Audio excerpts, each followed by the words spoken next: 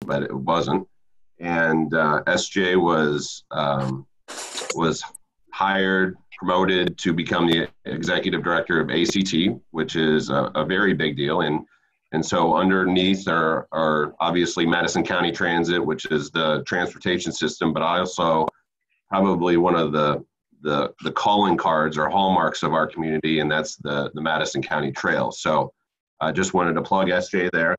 And the other thing I want to do, and he might get embarrassed, but he needs to deal with it, is he is a family favorite of our family, Emily and the kids.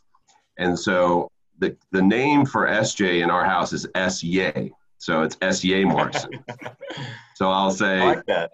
The kids will be like, guess who I saw walking down the street with their kids? And I said, who? And they're like, S-Yay. So don't let that get stuck in your head.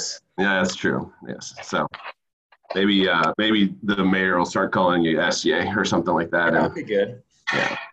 But take it away, SJ. Thanks, John. The floor is yours, sir. Thank you, John. Okay. Something a lot worse than that. Yes. Yeah, really.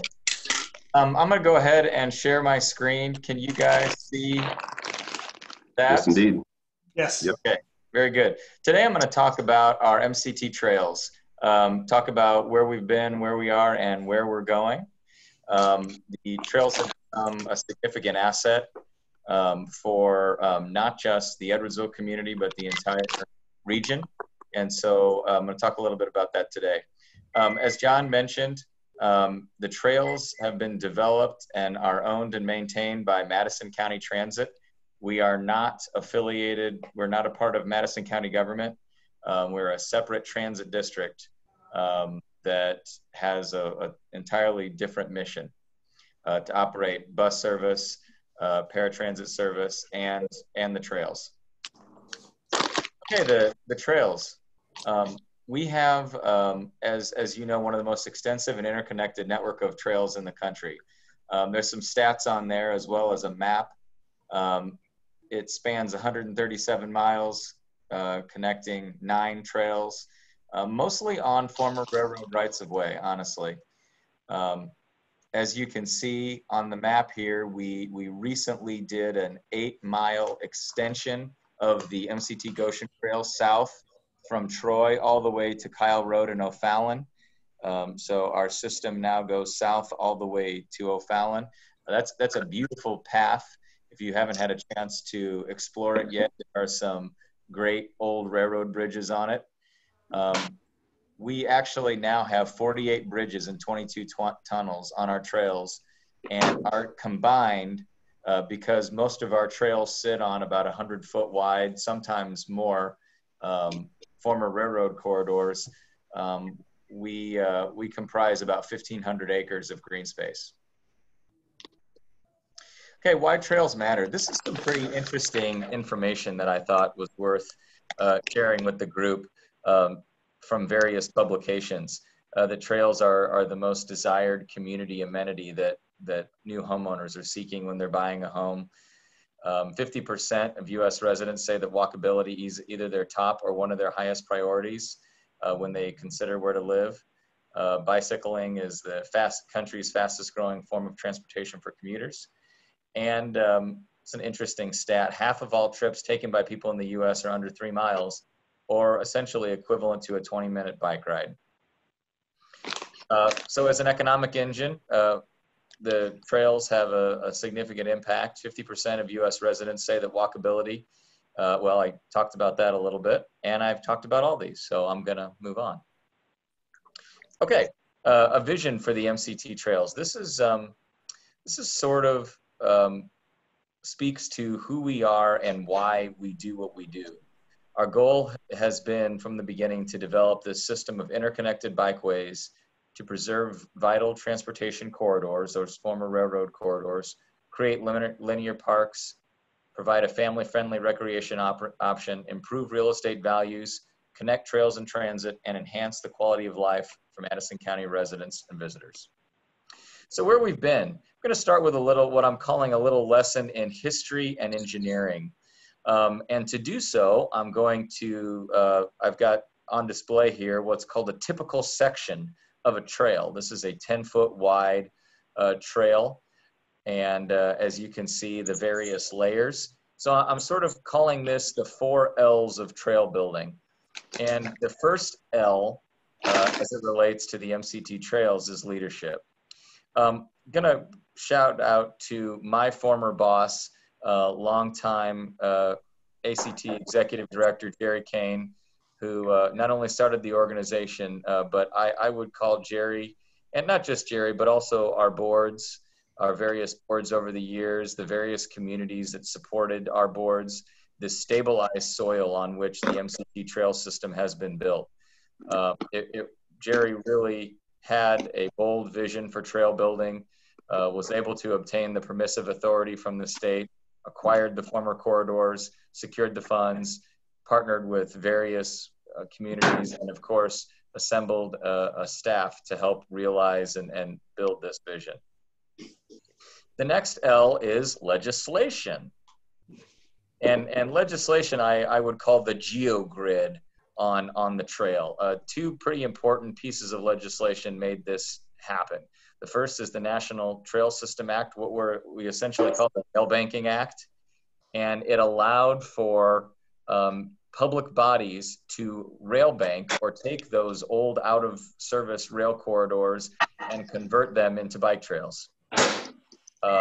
Obviously, that was critical. Had that act not occurred, we wouldn't have the system that we have today. All of those rail corridors would have been sold off piece by piece to adjacent property owners. And then the second act is one that Jerry had a hand in initiating, and that is an amendment to the Local Mass Transit District Act of 1993, which granted transit districts permissive authority to use its funds, personnel, and resources to acquire, construct, operate, and maintain bikeways. This is obviously critical. Without this piece, MCT would not have been able to enter this space at all. The third L, lots of money. It has taken a lot of money to build this trail system over the years. Currently, our system represents a $40 million investment in the communities of Madison County. Jerry, our staff, our board, over the course of the last 30 years have been masterful at obtaining funds from a variety of local sources, and then leveraging our local funds that we receive from our quarter-cent sales tax to secure federal enhancement grants, IDNR grants, Metro East Park and Recreation District grants, and so on and so forth. Without those local funds, we wouldn't have had the local match to acquire these grants, which is why so many municipalities aren't able to build the type of system that we've been able to build because they just don't have those local funds, unfortunately, or those funds are prioritized for road projects, street projects, other infrastructure projects, which of course is understandable. And the last L is land. It took an interesting array of rail corridors. And here's an old rail map. And as you can see, Edwardsville, Madison County is sort of in the center of this network of rail lines that all fed into St. Louis, not just from Chicago, but from all over the US. Because Madison County was so rich in natural resources and because of its location to St. Louis, starting in the 1850s and really stretching up until the 80s and 90s, there were trains everywhere. And so as the railroads started to discontinue and abandon their corridors, and as all of the interurban streetcars and freight lines were abandoned, MCT stepped in and was able to acquire those corridors. Beginning in 1993, we rail banked 6 key corridors, and I have listed, or I have posted them over a current map of the MCT Trail, so you can see the various railroads that were a part of our system here in Madison County. Just a few quick highlights. The The fact that in 1990 IDNR formed a bike path program was really important to us.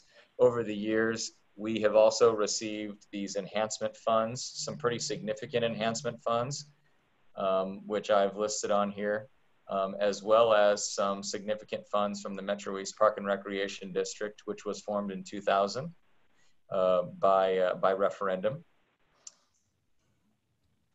Okay, so let's talk a little bit about where we are and the impact that the MCT trails make on our region. A little bit of this I've spoken with this group before about. A few years back, we did a Trails for Illinois survey, which revealed that there's approximately 112,000 users each year on the trails. We think this number is incredibly low because they only surveyed one trail, the Goshen Trail. So we think this number is actually very low. But on that survey, we did learn that 14% of those trail users are visitors to our area. 61% are biking, 31% are walking, running, and jogging. And the number one reason that they cited for using our trails is health and fitness. Some other interesting data that was reported in this survey. 35% of trail users said that they spent money at nearby restaurants. 17% said they spent money in grocery stores nearby in our communities. 30% said they visited the trail 21 or more times in the past year.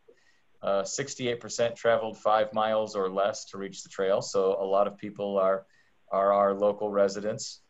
32% said they spent more than 150 minutes on the trail that day. 20% said spent money on vehicle expenses, gas, car, rental, and $30.40 was the mean average of all reported trail visit expenditures. So some pretty interesting data about some hard numbers on how our trails are making an impact. Trails in transit, you might recognize that pretty lady there in the picture. That's Emily, of course, modeling a bike in front of one of our buses. Obviously, we are a transit district. And so one of our goals was to create a seamless bus and bike connection. So we have equipped all of our buses with bike racks, and many of our trail intersections, our trailheads, are also bus stops, which allows people to bike and bus and extend their trip far beyond the bus stop. 2 of those trails and transit stops that I want to mention that are here local are LeClaire Junction and the Glen Carbon Park and Ride Lot. You guys are familiar with LeClaire Junction here. They're on South Buchanan, across from Market Basket. You can see the LeClaire Water Tower there. Our 28-mile MCT nickel plate trail runs through here, connects not only to LeClaire, but the Children's Museum, Lewis and Clark College, Market Basket. We have 3 bus routes that serve this location. You can see the bus shelters up here on both sides of the road. We were careful when we were building this to make every effort to replicate the brick archways that are present in the N.O. Nelson campus of Lewis and Clark College. We really wanted this to be as sympathetic as possible to the neighborhood, to the LeClaire neighborhood. And of course, coming soon, the nickel plate station, which is a City of Edwardsville project, which will be located near the nickel plate trail, and we'll have a connection from the trail. And the Glen Carbon Park and Ride Lot. This is another project. You can see we have a tunnel under 157. This is near 157 and 162 in Glen Carbon. Some might know this area as Peters Station, but we've got a really nice bike connection here on the nickel plate trail, which connects to the neighborhoods around Glen Carbon. It's also a bus stop and a popular van pool location for our Ride Finders program. Okay, I want to talk very briefly about what are called trail-oriented developments. You're probably familiar with transit-oriented developments, which are essentially development projects where a developer partners with a public body regarding, with using transit to make his or her project better. Well, what we found is that developers are wanting to do the same, only in our area with trails. And so I'm going to talk through a few of these. These are all Edwardsville projects, so you're familiar with all of them. First to the finish here, which is located off Plum Street, made a connection to the MCT Goshen Trail at their expense, so that visitors could come and come right off the trails to their location. Nice quote here from Austin Viano, one of the store manager, and his family owns First to the Finish. Ironworks, this of course is the development also off of Plum Street and Governor's Parkway, off the Goshen Trail, where Sugar Fire is, Strange Donuts, Chicken Salad Chick. They also wanted a connection to their facility and have made extra efforts to create plenty of outdoor seating for trail users and for any users, any visitors. But Jim Monday from Contegra gave us a really high compliment here, talking about the connection to the trail as being one of the single most important elements of this project. So we appreciated that. Is that a thing? Sorry? Oh, okay. All right, Cloverdale, you guys are familiar with this project. They're off of Essex Drive. And the MCT Nickel Plate Trail, the single family homes. Mike Rathgeb, is involved with this project and worked with the city of Edwardsville and MCT to make this connection from the bike trail, from the MCT trail to his neighborhood for his residents. And then of course, Edwardsville Town Center, which is being built on 157 there, and Governor's Parkway with their connection to the MCT Nature Trail, all of the retail and residential that is going into there, and Chris Byron, who many of you know, one of the developers, cited, of course, obviously the visibility from 157, the proximity to SIUE, but the trail as being one of the other reasons why this was a great location for them. Okay, let's talk a little bit about future projects that MCT is either in the process of constructing or we hope to soon be in the process of working on. The first is actually complete. I call this a funded project. This is a shared use path that we built in Troy from our Troy Park and Ride lot to the Turtle Creek subdivision. This also runs parallel to where Anderson Hospital has a new location. This is complete, was actually just completed last week. It's a nice project with not only a sidewalk, but as you can see, a strip of stamped concrete, brick stamped concrete, which matches the sidewalks in downtown Troy. So we wanted to add that to the project. Here's a project that is funded that we are in the process of engineering. We're hoping to begin construction this fall. It's just a little connector from the MCT Schoolhouse Trail in Maryville to Pleasant Ridge Park, which is a beautiful park there in Maryville. Again, we're hoping to have this completed, if not at the end of this year, early 2021. This is a project that we received an IDNR grant for. Another funded project, this is another one in Troy, is what we're calling the Troy Trail Extension, but I think it's going to be renamed the Formosa Trail. This is parallel to US 40. So this green line here is an existing MCT trail, which ends today at Spring Valley Road. And it's going to be extended another 4,300 feet along US 40 to Formosa Road. And the long-term plan for this project is to cross US 40 and actually make our way to the Goshen Trail. So Troy will then have access to the entire MCT trail system. The Goshen Trail is sort of the spine of the entire network of trails. It connects all 9 of our trails. So this will give residents of Troy a lot of access. The yellow star, of course, is our Troy Park and Ride lot, which serves 3 of our bus routes. So we're hoping to get this done by the end of the year as well. And we have an IDNR grant for this project. And then the third project that we have an IDNR grant for is the paving of the MCT Nickel Plate Trail. The southern, or the eastern, I guess I should say, boundary of this is the 143, the Madison County Highway Garage. Today, it is not paved. There's actually about 17 miles of trail that extend east of here all the way to New Douglas. And so the western edge of this project is 143. The eastern edge is Blackburn Road. And we're not only going to pave this whole stretch, it's about a 2.5 mile stretch with asphalt, but we have heard from the running community that this is an important corridor for the runners. And so we are going to create some limestone shoulders on both sides of the trail so that the runners can run on this path and then connect with the rest of the limestone trail, which again extends another 15 miles actually. Okay, here's a project that we're pursuing grant funding for. We are pursuing an MEPRD grant for this project. This should be familiar to many of you. The western or the southern edge of this is Emerson Avenue in LeClaire. It's the old IT Beltline, and it's a corridor that MCT has owned for many years. And so it's about 4,200 feet from Emerson all the way up to Irma Avenue. We own that piece of it, and so we are going to be constructing that. If we do receive the grant, we will pursue construction in the spring of 2021.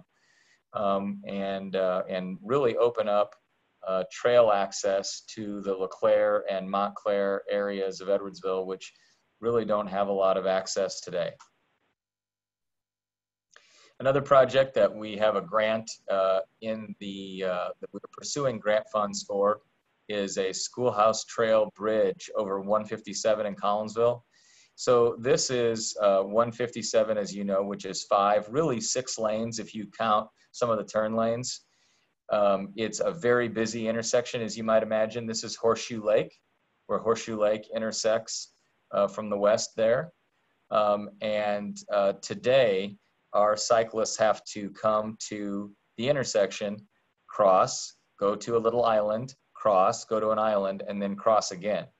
So if you can imagine, there is a Culver's near here, as well as the MEPRD office, and they have a really nice trailhead and park and ride lot with some amenities there. So this is just a rendering of what that bridge might look like in Collinsville, and we're hopeful that we are successful in receiving those funds, because this would be a really important trail bridge for us. Along that same corridor, further west, the Schoolhouse Trail continues. I don't have a pretty rendering of it yet, but we're looking at also building a bridge over 111 in Pontoon Beach. This is an incredibly dangerous intersection. In fact, over the course of the last 7 years, there's been 62 vehicle accidents at this intersection, not necessarily related to the trail, but just in general. Unfortunately, there was a fatality, also a cyclist that was struck by a vehicle and killed here. And so this is an important project for us, and we're actually pursuing Highway Safety Improvement Grant to build this bridge. We have a lot of ideas, as you might imagine, and a lot of board members who see this tremendous asset that MCT has built and want us to continue to expand it through connections and extensions. There is some interest in trail beautification, everything from wildflowers to flowering trees. There is a desperate need for wayfinding signage on our trails. There is interest in historical markers, benches, mile markers, more safety enhancements, and of course, future trail-oriented developments. Okay, so that's kind of wraps up our future trail projects. Obviously, there's other projects in the works, unfortunately, that I can't talk about due to real estate. But those are some of the projects that are really public projects because grants, because it's on existing MCT right of way, and grants are in the works. So just for fun, I threw up a couple of locations to see if you could identify. This is the old Litchfield Madison scrapyard. This is a great picture here of a locomotive in front of a water tower. And here's how it looks today. Well, this picture was taken in 2012, but it actually looks better today because the grass is coming in better, the trees are bigger and more established. We've got some more landscaping here. But this is, again, what we call LeClaire Junction. With the tunnel, this is the Nickel Plate Trail heading down to the tunnel under South Buchanan. And over here we have some restrooms too, and even a little doggy watering station. Okay, here's another one. This is on the IT, taken in 1955. Here's how that stretch looks today. You know, it's interesting, there just were no trees, or very few trees along these corridors. And I don't know if the railroads would clear cut those, cut the trees and the vegetation, but it's much greener today, obviously, here on the Goshen Trail. This little water tower here, we recently painted it a couple months ago, and it looks quite a bit better. There was some graffiti on it for a while. But of course, this is visible from Plum Street and from the Edwardsville Crossing development over there, Books A Million and Old Navy and so on. All right, that is my presentation. I went through that relatively quickly, but I know everybody has a limited Zoom capacity. I know I do, but I would be happy to entertain any questions that anybody has. Hey, SJ. Yeah. Hey, on some of the tunnels, has there ever been any discussion about possibly adding some lighting? Because there's a few tunnels that have no lighting. You know, they're at the by the N.O. Nelson campus. Those are beautiful. With the lighting, the cameras, you know, the wife really feels safe when she runs through there. But there's a few other tunnels when she's running near dusk that they're just really dark, and she gets a little nervous sometimes. Yeah. So I just signed a little purchase order to put tunnels and run some cable in the tunnel at 157 on the Nature Trail. That's a well-used tunnel, and it's one of our first, and so it's a really small little box tunnel, and so as a result, it's pretty low, and so it needs to be lit, frankly, even during the day, because it gets dark in there, and if someone were to be sitting or resting in the tunnel, you may not see them if you're coming from a bright, you know, out in the open and enter that tunnel. So we're going to be lighting that one for sure. That'll probably happen before the fall. Great. Thank you. SJ, this is John Gibbons. And all of you, in addition to, and along with Jerry Kane, I think we should mention and give a little tribute here to a couple of other people who were also involved in the very beginning of our trail system. And they would include a gentleman named George Arnold. Yep. He was a professor out at SIU and now deceased. And also Sam Badelabean, who is the one who steered the legislation through Springfield in order to allow MCT to actually own and operate trails.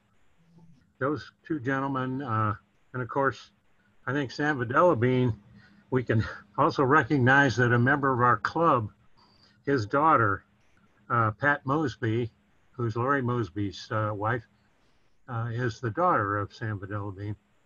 But I think we owe, in addition to owing much thanks to Jerry Kane and to MCT, We also owe lots of thanks to George Arnold and Sam Badelaby. Agreed, John. Thank you for mentioning that. That's a great point. And I know that you too were also involved in the an original Badalabean Trail Volunteers. So we'll throw you in that group as well. Along with a lot of others, we had about 50 people in that organization. There was a question that was entered through chat that was answered, but it's worth mentioning to the whole group, and SJ can elaborate more on it if needed. So one of the questions was, what's the best way to contact MCT when mud in the tunnels is found or tree limbs need trimmed?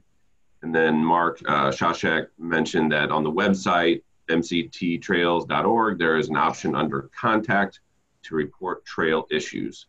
Is there anything else you'd recommend besides that, SJ? Yeah, I mean, that's it. In fact, we're working on improving our website so that you can very simply drop a pin in Google and shoot us a message with even an image or a video, which will allow you to report a trail incident. Our trail users are our eyes and ears on the trails. After this last storm, we didn't get a few emails and phone calls. We got dozens. I mean, probably close to 50 from individuals, which we appreciate. And so, yeah, that's the best way. trails@mct.org. And again, we're hoping to improve that so you don't even have to send us an email. And I again, John Gibbons, I would like to add, I shouldn't even have to, add SJ and Emily to the list of those who make the trails what they are today. And I believe that a lot of people, and I didn't see that on your list of reasons why people use the trails, but I believe a lot of people, including my wife and I and our family, we use it just to get to see the area, get out and see the beauty of our area where we live. Yep. Thanks, John. Other questions?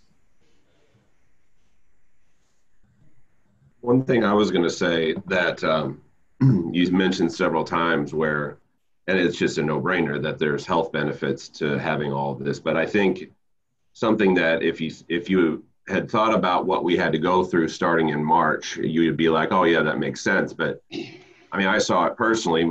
There's a lane behind my house that's a feeder to the Morris Trail in SIU. And then my family and I would go out on the trails in March and April. I mean, I think the trails were a incredibly important part of keeping people's mental frame in a good place during the pandemic, and just even today, what we're going through now. People, I can remember vividly, we were very cautious, and we were like, should we do this? But we took a walk down the trail at the LeClaire station, and it was the first time in a couple of weeks that we had seen people like the general public, and we were like walking on each side of the trail, like just waving like hello, like keeping your mouth down, and because you didn't know what, we were still finding our way through all this, and there were dozens of people, if not more. So I think the trails is an incredible resource for the entire Metro East in that respect, where whenever you have a shutdown unlike anybody's ever seen, people can go there, usually less than 5 miles, as that survey said, and kind of feel normal and have like a mental break from things. And so I think that's probably an unthought of, but now it's maybe at the top of the list as far as the importance that those trails serve to us. Yeah, that's a good point, John. We had we created a little scavenger hunt app called Goose Chase, and it's still up. You can go to download a Goose Chase app. It's free, and just search MCT Trails, and it's got 50 missions, quote unquote, that you can do with your family on the trails. And when we initiated it back in April, it was downloaded by 700 people, and people submit their, whatever it is. their image of, find something red on the trails or whatever it is. How many bridges are on the Goshen Trail, different things like that. And people got such a kick out of it. And you can look and look at everybody else's responses, and it's pretty fun. So we just initiated a new one for the month of July, which is running, and it's pretty popular. Hey, SJ, you have some questions in the chat. Oh, well, the first question is from Brian Mulhall, wanting to know if you could install mapping stations for people like Doug Rohr. But I think the more important question is, could you install some kind of warning systems when Brian Mulhall is close on the trail? I think that's reasonable. I mean, Something that resonates with his shot collar, like whenever his shot collar enters the property. Yeah. That's good. Yeah. Well, SJ, thank you very much. John, you as well. Very informative, and always like learning more about what's going on in the neighborhood. So yeah. Awesome. For more information, mcttrails.org. We just came out with a brand new pocket-sized foldable trails map, which we'll send you if anybody wants one. It's very easy. You can hold it in your pocket. It's not showing up. Well, anyway, if you want a map, let me know. Okay. All right. Well, thank you. And next week, program will be presented by Dennis Ulrich, and Carolyn Kester has the invocation. So if we could, before we move into the chat rooms, recite the 408 test. Masanda, if you could go ahead and